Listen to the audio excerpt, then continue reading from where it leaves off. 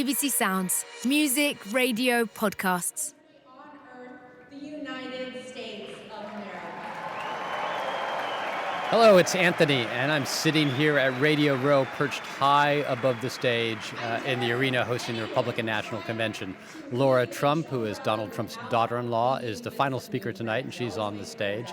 It's been an interesting evening. I think the highlight was Nikki Haley, the former governor of South Carolina, the former rival of Donald Trump, taking the stage to a smattering of boos and applause and giving her wholehearted endorsement of the president. Here she is. I'll start by making one thing perfectly clear. Donald Trump has my strong endorsement, period. After that, and Donald Trump stood for that and clapped, she made her pitch to maybe reluctant voters who have been looking at Donald Trump and don't agree with him entirely. This is what she said. We should acknowledge that there are some Americans who don't agree with Donald Trump 100% of the time. I happen to know some of them. And I want to speak to them tonight.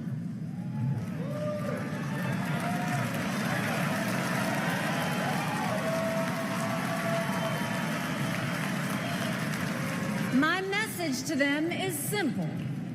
You don't have to agree with Trump 100% of the time to vote for him.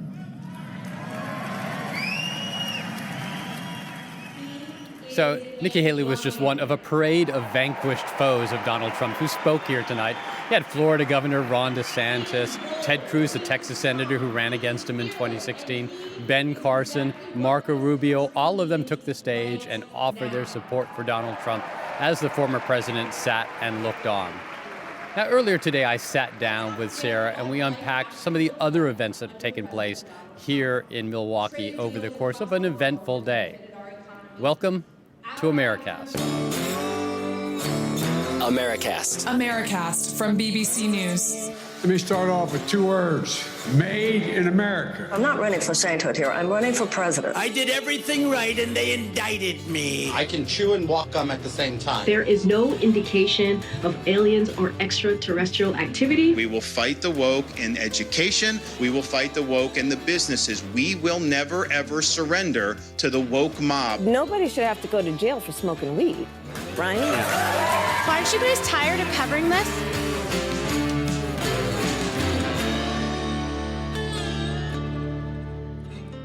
Hi there, it's Sarah. I'm in Milwaukee at the Republican National Convention. And it's Anthony. I'm sitting here next to Sarah, also in Milwaukee at the Republican Convention. Although we're in a new place. We're in the Panther Stadium, I think it is now, but it's been turned into Media Row, so there are lines and lines of other podcasters here, and we've taken our place among them. I like this place. It's quite exciting. Yeah, you walk around and it kind of drives home the point that talk radio is exceedingly right-wing. There are all these little niche shows, niche programs, niche radio stations that are very much conservative, and they operate in this ecosystem that I think a lot of Americans don't know, but that a handful of Americans listen to and really love. Yeah, and you see some big names coming past and talking to them as well. So, the politicians obviously really love them too. And I think some of our competitors are here somewhere. Old colleagues back in the Zurch days. Yeah, well, maybe they'll buy us a drink later, hopefully. We should talk about what's been happening here today, though. What have you been doing, Anthony? Who have you spotted today? Well, I've been actually wandering around, talking to people, talking to convention goers, and to Republican politicians. It's been interesting because this is a bit of a lull. The proceedings on the floor of the Republican convention don't start until this evening. So it's been a chance for the conference attendees to go to some side events and to enjoy some of the food here and listen to some music and things. I spoke with a couple of Cindys, actually. One Cindy from here in Milwaukee, and another Cindy from Texas. That was the real name. That's not some kind of name for a particular type of Republican woman. I talked to all the Cindys, and they were both Cindys. The first one actually was the co-chair of the Milwaukee Republican Party, and she talked about black voters and how black voters are becoming increasingly open, at least in her circles, to voting for Donald Trump. I'm looking forward to a new year. And the interesting thing is that my families, most of them are Democrats. They've had their come to meeting with Jesus and have decided that it's time to turn the page and to focus on helping an individual get elected that will continue to enhance their communities. So I'm very happy about that. Do you think that Donald Trump is making inroads clearly with your family, yes. with black voters here in Wisconsin? Yes, he is. And I see that because I do compliance in housing. And compliance in housing is low-income housing. So let's just be real. In the city, you'll have more minorities that are on low-income housing than any other demographics. And they have said to me, you know, Miss Cindy, maybe we might go ahead and give him another look. So I'm happy about that. But I want people to have that sense of coming to vote for Trump because it's something that they truly believe in, not because it's expedient. So that's what I'm hoping that happens, because if it's expedient, it'll last this time. Not that Trump will get another term, mind you. He's already at one. He only gets one more. That's right, exactly. We believe in our Constitution. So I am excited about this election. Win, lose, or draw, you got to have a plan. Terrific. That's really interesting. It's the lineup of speakers is particularly diverse as well. You can see, I think they've made a real effort with that, with speakers of color and women, and actually trying to make the party look a little bit more inclusive. Do you think? Yeah, although Cindy Werner was black, if you look at the number of people attending this conference, it is overwhelmingly white. But then you look on stage, and every night there are people of diverse backgrounds, kind of, they're talking about why they support Donald Trump, why they should be open, Americans should be open to the Republican message, even if traditionally Hispanics vote, a majority vote for Democrats, and a vast majority in recent elections of black Americans vote for the Democrats. So even if the Republicans can just eat away a little bit into that, it would help open a lot of doors for them in winning these key swing states. Yeah, because this is the whole election is about just picking off small numbers of voters in the absolute key places where you need to, isn't it? We're not going to see any big swings in any direction in this election, I don't think, but it's all going to come down to really quite narrow numbers in particular places. Right. The other Cindy I spoke with was from Texas, which is a reliably Republican state, my home state. She was from Houston, which is about a 2.5-hour drive from my hometown of Austin, and she left her cowboy hat back in the car, so she was not wearing it, sadly, but she said she was going to get it and put it on, and she talked a little bit more about seeing Donald Trump last night come out onto the stage, how electric it was, and a little bit about what's in store for the Republican convention going forward. Came in last night. It was incredible. I mean, you could feel the energy in the room and the support and love for him. And I think he was very touched. You could tell that he was touched by the support and just the goodwill that people had for him and the excitement to see him. Yeah, absolutely. I mean, 2 days after that dramatic near tragedy in Pennsylvania, to see him there in the flesh must have been. Well, I think it shows you the type of man he is. He really is a warrior, and his resolve and his commitment to being willing to serve our country again is just incredible. Anything you're looking for in tonight's proceedings? Well, it's just we have great speakers and people coming in, and I think the enthusiasm, the energy, and the resolve of our delegates and all of our voters to get out there and to basically turn the trajectory of our country back to one that I think is what the founders had based it upon. Now, a couple of the people who ran against Donald Trump in the primaries, Nikki Haley and Ron DeSantis, are going to be speaking. Do you think they're going to get a warm reception? Do you think there's going to be some people who remember what Nikki Haley said about Donald Trump during the campaign? Well, I'm sure that there'll be some, but I think you saw last night that people are focused on November and supporting Donald, and anyone who gets behind the president, in his election, I think they're going to support. I think the message is unity, and divided you fall, but united we can work miracles. So that was part of my day. What have you been up to, Sarah? Well, I've spent most of the day in an edit suite, to be perfectly honest, putting together reports for the 6 o'clock news and the 10 o'clock news. And most of what we were working with was material that we filmed last night when Donald Trump came into the convention hall. It was absolutely astonishing. I mean, I was down on the floor so that I could, soak up the atmosphere. In fact, I was right by the Texas delegation with all their cowboy hats on. And I would say it was more like being in an evangelical church than it was being at a party political conference. I mean, it was a kind of rapturous welcome that he got. And not just excitement. I mean, there were literally tears streaming down the faces of some of the delegates that I was stood nearby. Please welcome the next president of the United States, Donald J. Trump.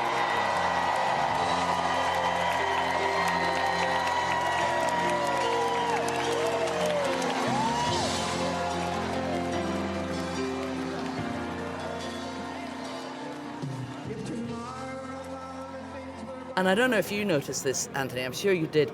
He looked much more emotional and moved than he does normally. I thought there were tears glistening in his eyes at some point, and it made him look almost vulnerable somehow.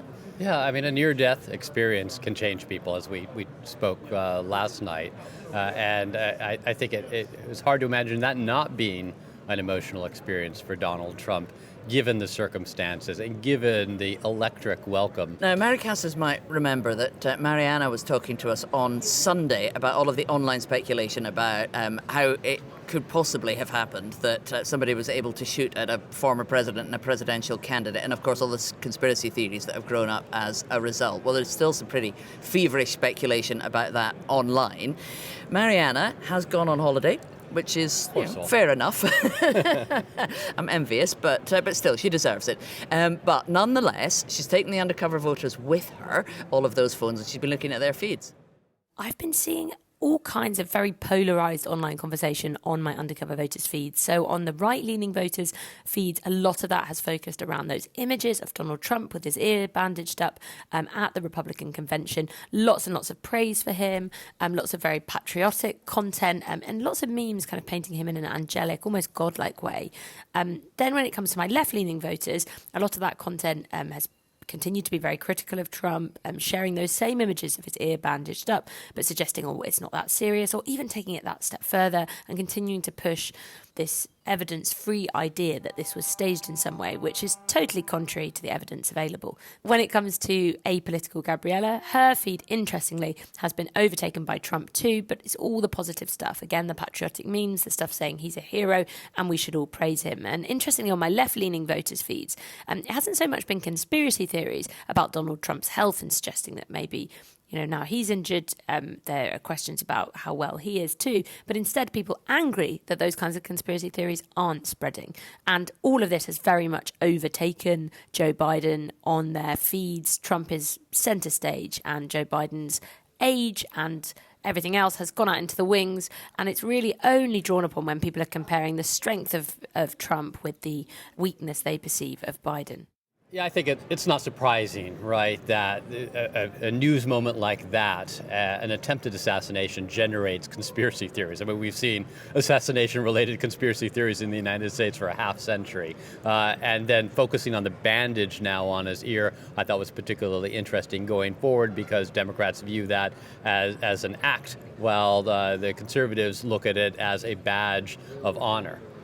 Yeah, it was really remarkable when we saw it, though, wasn't it? Because the first thing you saw of Donald Trump wasn't when he actually appeared on the floor. He was kind of standing backstage, but projected onto this enormous screen that looms above the audience, and he was standing there waiting to come on, and your eye was drawn immediately to that white bandage on his right ear. And it felt like it was another iconic image in the making there. That was just all you could see, and I'm sure that's what every delegate was looking at as well. And it was just a really clear way of ramming home what had happened, that there he was, still standing, surviving, but with that sort of badge of what had happened to him before he then walked into the convention centre. And he didn't speak at all. I was surprised. I thought he was going to definitely come up to the microphone. It's pretty rare that Donald Trump doesn't take the opportunity to say something. But he went and sat in the VIP seat surrounded by his family. Looked as though he was kind of soaking up the love and devotion, I would say, that was coming from the audience, and with all eyes glued on that bandage most of the time. Right, the chants of USA.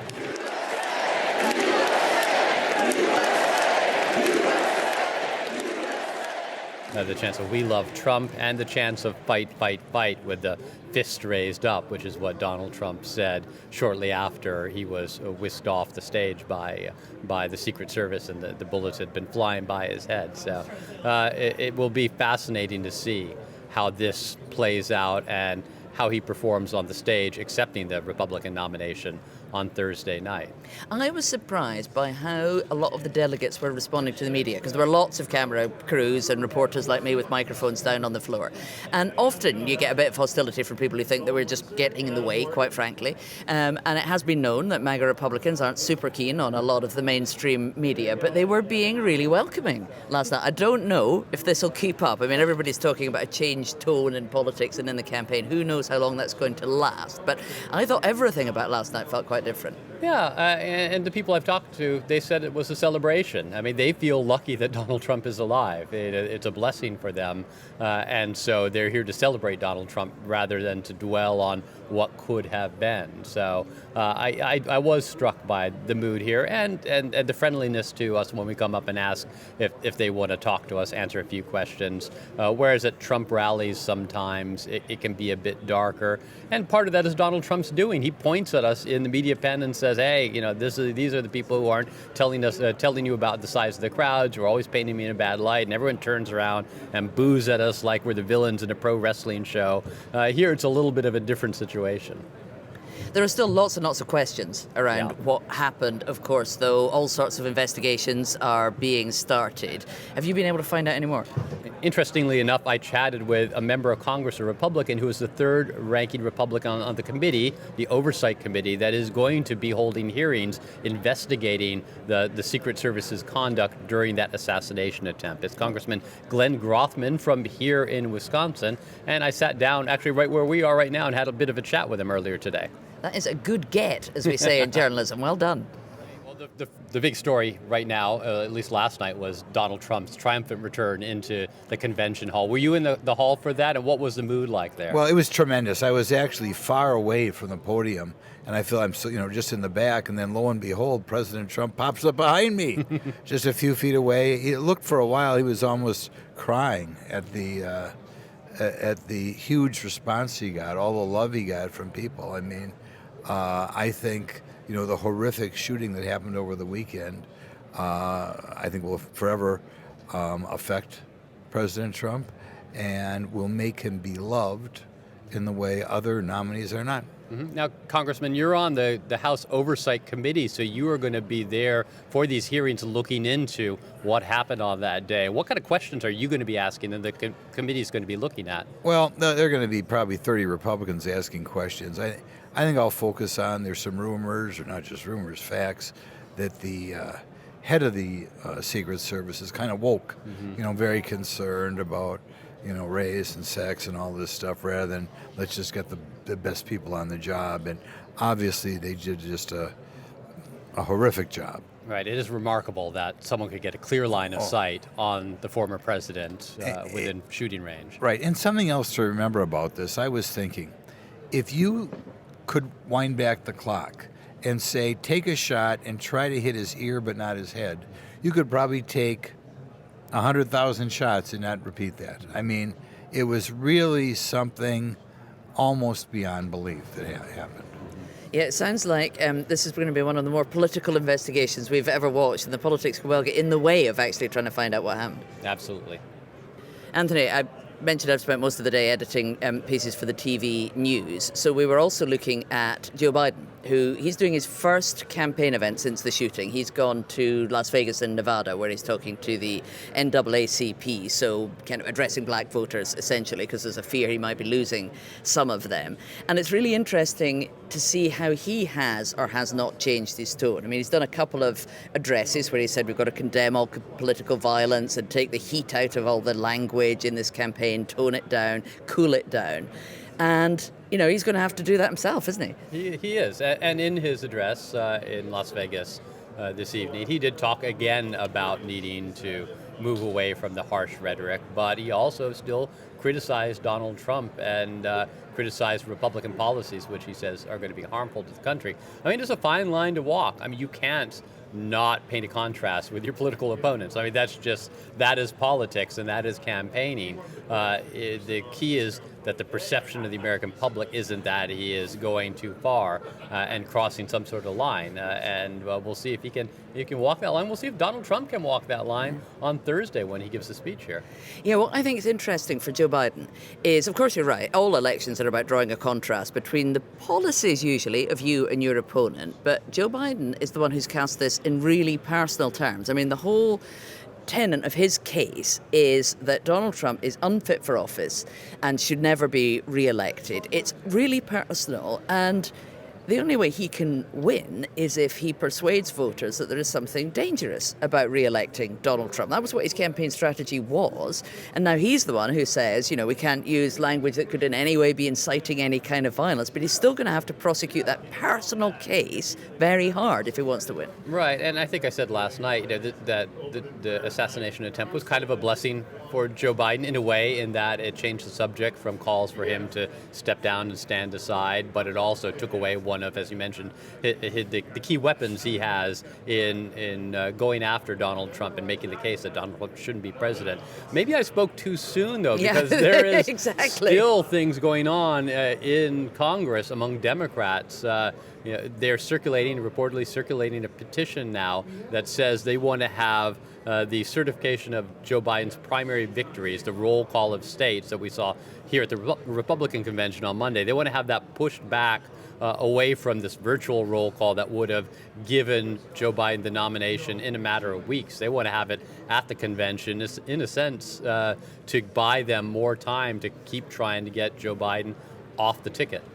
Yeah, but I tell you what I think is going in Joe Biden's favor at the moment, not just that's been taken out of the headlines by what has happened to Donald Trump, but also at that event I mentioned that he's at in Las Vegas, traveling with him is Senator Jim Clyburn. And when we've been talking about this before, we've said how pivotal his role could be in this. And he didn't seem last week to be 100% behind Biden. He's been very, very careful with his language, but, it wasn't total backing that he was giving him. Now he's travelled all the way to Nevada with him. He's sitting beside him on the stage. I think that looks like he's won over Clyburn. That's a signal, definitely. Other interesting thing is in that Lester Holt interview that Joe Biden did on Monday, Joe Biden said that he was committed to doing that second debate in September with Donald Trump. I don't think Donald Trump could say no, even though he may lead in the polls right now. I think he wants to have a chance to deliver a knockout punch to Joe Biden, and there's certainly potential for that. So, we're still in the middle of the Republican convention. There's a lot of politics between now and then, but I am circling that on my calendar for something that could be the biggest moment in this presidential campaign. So I think that's the main points from today. Tomorrow's going to be bigger. It's JD Vance's first convention speech. How much do you think people here know about him? Is that going to be an opportunity for him to introduce himself to the party? Yeah, I think introduce himself to the party, introduce himself to the country. I saw a poll that showed maybe half of America really has no idea who he is. Even among Republican convention goers here, you hear a lot of kind of shrugs, and he seems like a good guy, but this is his chance to define himself, because Democrats are going to be doing the best they can to define him in a negative way going forward. Yeah, well, and he's made the headlines in Britain today as well, because a clip surfaced of him saying that he thinks that the UK might be the first nuclearly armed Islamic state now that Labour have got in. So he's been making the headlines over there. But it should be something else, I'm sure, that he says that will grab the attention here in Milwaukee. Okay, well, that's everything we have time for today. It's been fun, and the beat goes on. We'll see you tomorrow. See you all later. Bye-bye. Americast from BBC News. Thanks for listening to Americast from BBC News. You can subscribe to this podcast on the free BBC Sounds app, which is now available worldwide.